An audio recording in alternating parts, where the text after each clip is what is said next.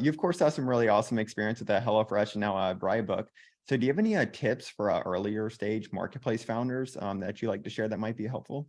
Having a really narrow focus at the start and just hunting for product market fit and getting to know your users as much as you possibly can. I'm sure, there are a million books that can better explain that to me, but I've really sort of lived that of, of sitting there and listening to your customers and not being afraid to get on the phone and ring someone up or email someone directly or just say, we get on a WhatsApp.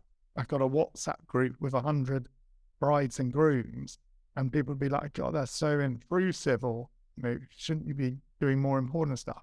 But it keeps in mind, like, finger completely on the pulse, and any second I could say, got a weird idea, I'll just message, what do you think of this? And it's like a superpower. I've got a Facebook group with 12,000 brides in it. I could say, I had a weird idea.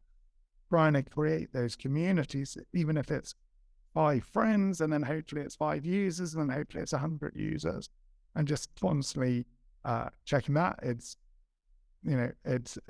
ends up being like such a secret or such a superpower, and seems so like basic, but it's just like people just tell you the answer. If you're wondering something, you just ask 10 people, and you're like, oh, obvious.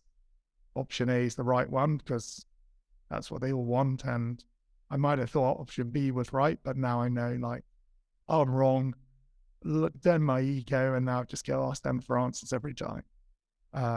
And then the other ones I'd mention is like think a lot. Think a lot, and this might sound strange early on, but trying to think about sequencing.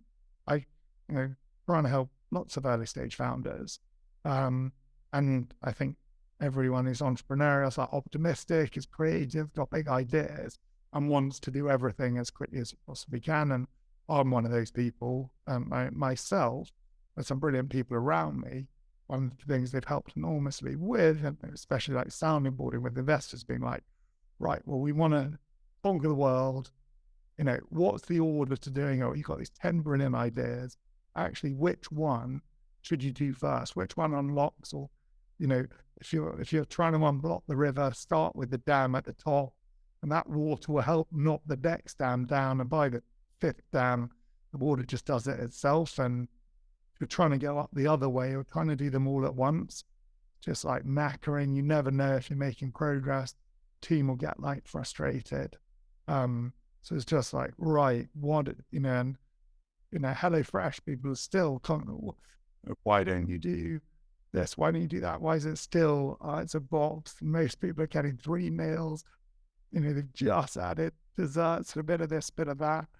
Blue Apron, was doing desserts and wine pairings and ready meals 5-6 years before us. It was like, oh yeah, like, you're just like, keep it simple. Get the, I don't know what it is. You keep sharpening your spear. Go before you start trying to put everything else in. And just spending a moment as early as you possibly can think about that can save you like years in the long run.